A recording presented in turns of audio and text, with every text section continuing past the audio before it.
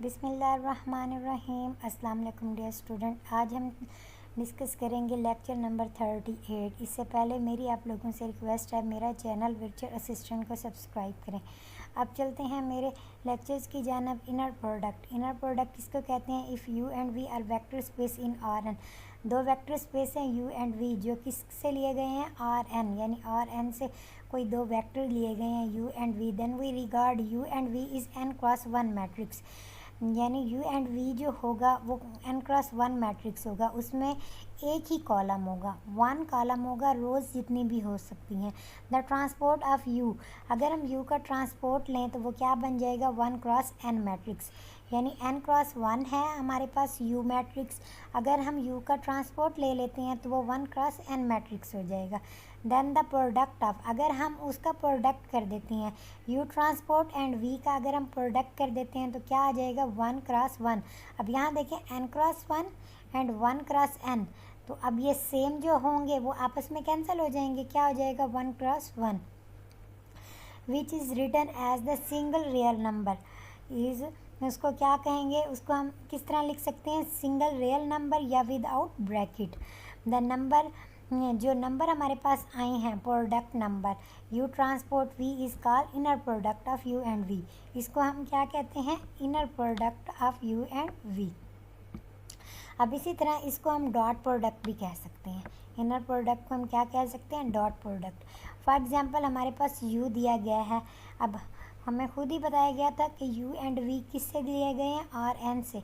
सो ये one two up to so on R N तक हैं। इसी तरह वी भी one two up to so on R N तक लिए गए हैं। The inner product of you and V. अब जब भी इनर प्रोडक्ट की बात होगी तो फर्स्ट एलिमेंट जो होगा, यानी फर्स्ट जो एलिमेंट होगा उसका हम ट्रांसपोर्ट ले लेंगे। अब फर्स्ट जो था ये हमारे पास इस मैट्रिक्स में था एन क्रॉस वन में, तो हम इसका ट्रांसपोर्ट लेंगे तो ये क्या आ जाएगा? वन क्रॉस एन मैट्रिक्स, यानी उसमें सारी क्या बन जाएंगी? एक ही कॉलम रोज़ बन जाएंगी, एक रो बन जाएगी, यानी कॉलम मैट्रिक्स रो मैट्रिक्स में तब्दील हो जाएगा। इसी तरह इसको जब हम डॉट प्रोडक्ट करेंगे, यानी यू वन वी वन, इसी तरह U plus U two V two up to so on U N and V N. अब इसी तरह एक एग्जांपल है ताकि आपको अच्छी तरह क्लियर हो जाए। अब एग्जांपल नंबर 1 है U and U we is, U हमारे पास क्या दिया गया? 2 5 एंड 1। इसी तरह वी हमारे पास है 3 2 एंड -3। तो इसके सॉल्यूशन की तरफ जानिब चलते हैं। सबसे पहले इनर प्रोडक्ट सॉल्व करने का मेथड क्या है कि यू का ट्रांसपोर्ट ले लें। तो यू का ट्रांसपोर्ट ले लेंगे कि कॉलम को रो बना लें, रो को कॉलम बना लेते हैं। आप देखें ये हमारे पास कॉलम है, कॉलम को क्या बना लेंगे? रो। ये रो फॉर्म बन गई। अब इसका हम क्या ले लेंगे? Dot product. तो इसका डॉट प्रोडक्ट क्या होगा? 2 × 3 प्लस -5 × 2 एंड प्लस -1 × -3। तो जब हम इसका मल्टीप्लाई करेंगे क्या आ जाएगा? 2 3 ज़ार 6, 5 2 ज़ार 10, प्लस माइनस माइनस, इसी तरह 3 1 ज़ार 3, minus minus minus minus plus and plus as it is. तो इसको सिंप्लीफाई करेंगे, आंसर इज़ -1। इसी तरह वी ट्रांसपोर्ट। तो अब अगेन अगर हम ले लेते हैं वी का ट्रांसपोर्ट और वी का ट्रांसपोर्ट के साथ फिर हम डॉट प्रोडक्ट ले लेते हैं वी ट्रांसपोर्ट यू, तो सेम एज इट इज़ क्या आंसर आ जाएगा? सेम आ जाएगा। अब हमारे पास एक थ्योरम है, let you V and W, यानी 3 वेक्टर अगर हमारे पास आर एन से लिए गए हैं और सी कोई स्केलर हो तो उसमें कौन कौन सी प्रॉपर्टीज सेटिस्फाई होंगी? फर्स्ट जो प्रॉपर्टीज़ है वो U dot V is equal to V dot U, यानी उसका डॉट प्रोडक्ट भी आपस में हो जाएगा, यानी उसको चेंज भी कर सकते हैं। इसी तरह एक और प्रॉपर्टी है U plus V bracket W is equal to, तो ये ब्रैकेट अंदर सिंप्लीफाई होगी, क्या हो जाएगा? U dot W and V dot W. इसी तरह अगर स्केलर के साथ होगी तो ये प्रॉपर्टी सेटिस्फाई होगी। और देन अगर हम एक ही प्रोडक्ट का, यानी एक ही एलिमेंट का डबल टाइम लेंगे तो वो क्या हो जाएगा? ग्रेटर और इक्वल टू 0, या तो ग्रेटर इक्वल का मतलब है या तो वो ग्रेटर हो सकता है या वो इक्वल हो सकता है। तो क्या हम लिख लेंगे? Is equal to 0 if and only if U is equal to 0। इसी तरह एक और डेफिनेशन है लेंथ और नॉर्म, यानी नॉर्म या लेंथ किसको कहते हैं। Length of norm of V is non negative scalar. अगर हमारे पास कोई वी वेक्टर है, उसका हमने नॉर्म लेना है, तो क्या हो जाएगा V dot V square root. तो हम इसको इस तरह भी लिख सकते हैं v1 square plus v2 square up to so on vn square. यहाँ पे v2 स्केयर आना है। तो अब इसका मतलब है कि ये स्केयर है, तो जब हम इसका स्केयर और स्केयर रूट लेंगे तो ये स्केयर रूट कैंसिल हो जाएगा, तो इसका स्केयर आ जाएगा, यानी नॉर्म का square v norm is equal to v dot v, ये इसके इक्वल भी है, यानी v का product for any scalar c। अगर हम किसी स्केलर के साथ अगर नॉर्म ले लेते हैं, यानी नॉर्म में स्केलर ऐड कर देते हैं, तो क्या हो जाएगा, स्केलर एज इट इज़ बाहर आ जाएगा एज अ, और नॉर्म अंदर रह जाएगा। नेक्स्ट डेफिनेशन है unit vector. The vector whose length is 1। अगर किसी भी वेक्टर की लेंथ 1 हो, उसको क्या कहते हैं, unit vector. If we divide the non zero vector v by the length या नॉर्म ऑफ v, इसको किस तरह शो करते हैं, v u is equal to v over v norm. यानी इसको इस तरह भी लिख सकते हैं कि v यूनिट वेक्टर, v को जब यूनिट वेक्टर लिखेंगे is equal to v over v norm. ये किसके इक्वल होता है, 1 के। The process of creating the unit vector u and v sometime calls normalizing v। यानी नॉर्मलाइजिंग v की क्या डेफिनेशन है कि द प्रोसेस, अगर हम किसी भी प्रोसेस करें यूनिट वेक्टर का u टू v में, उसको क्या कहेंगे, normalizing of v। We say that u is the same direction of v। u क्या होगी, सेम डायरेक्शन होगी v की। In the case of u is called the normalizer vector. एक एग्जाम्पल है v is equal to 1 2 2 and 0 is R4। यानी इसमें 4 vector हैं तो वो R4 से है। Find the unit vector of u is same direction of v। The length of v, अब इसके सोल्यूशन की जानिब चलते हैं।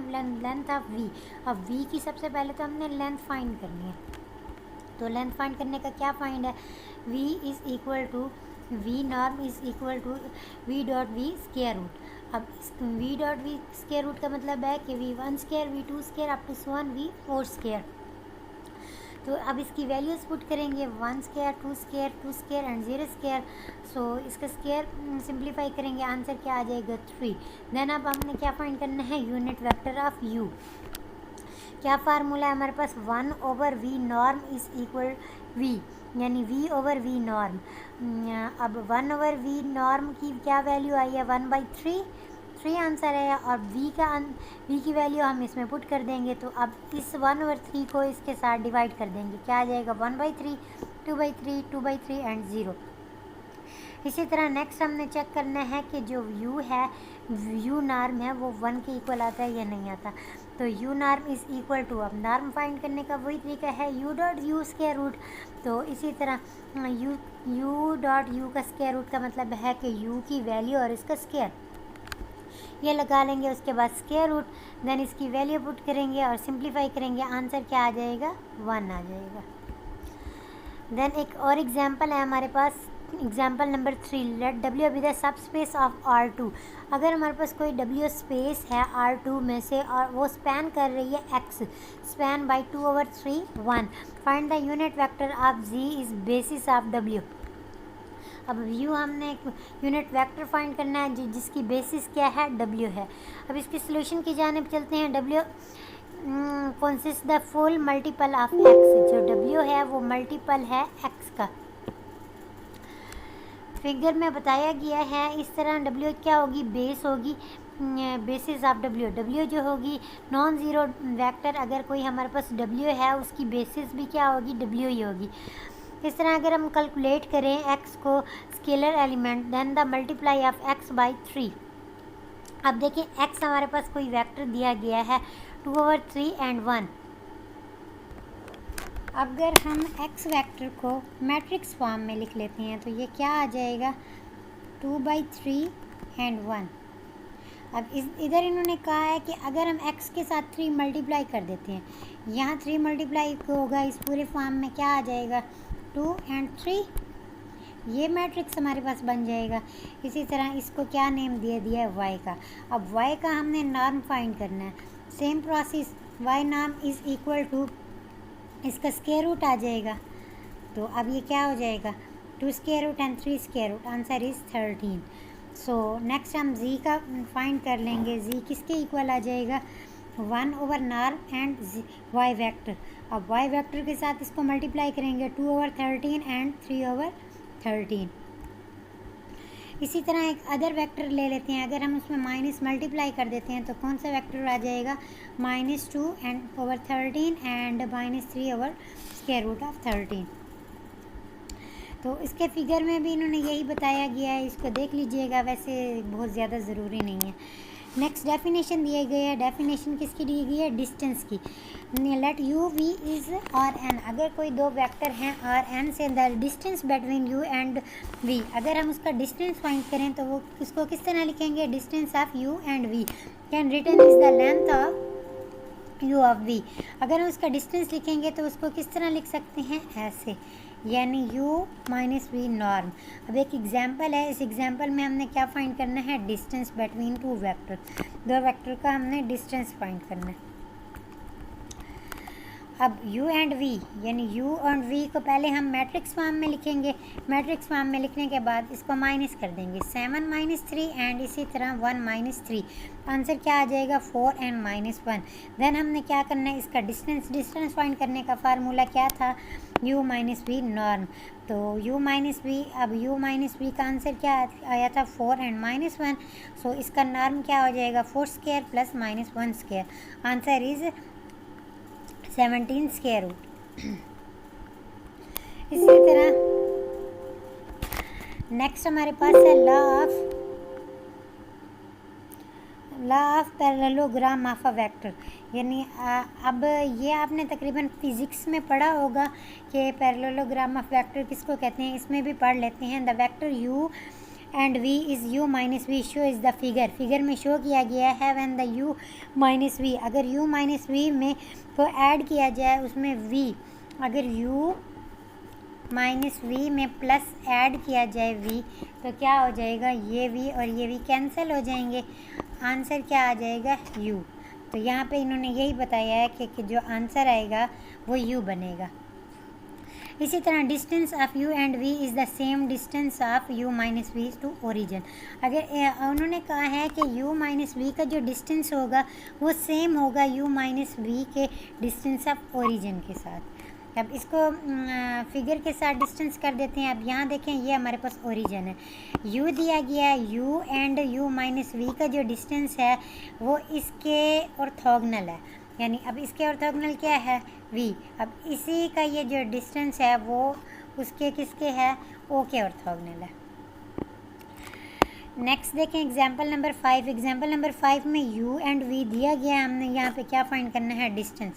क्या डिस्टेंस का सबसे पहले तो फार्मूला राइट कर लेंगे, u minus v dot u minus v, तो क्या हो जाएगा, इसका स्क्वायर लिख लेंगे, इसकी वैल्यू लिखेंगे और इसको सिंप्लीफाई कर देंगे, बहुत इजी है। नेक्स्ट डेफिनेशन है, डेफिनेशन में बताया गया है कि ऑर्थोगोनल किसको कहते हैं, two vector u and v in Rn, दो वेक्टर अगर हमारे पास Rn से हों तो उसको ऑर्थोगोनल कब कहेंगे, अगर उन दोनों का डॉट प्रोडक्ट लें और आंसर आ जाए 0, वो क्या होगा, ऑर्थोगोनल होगा।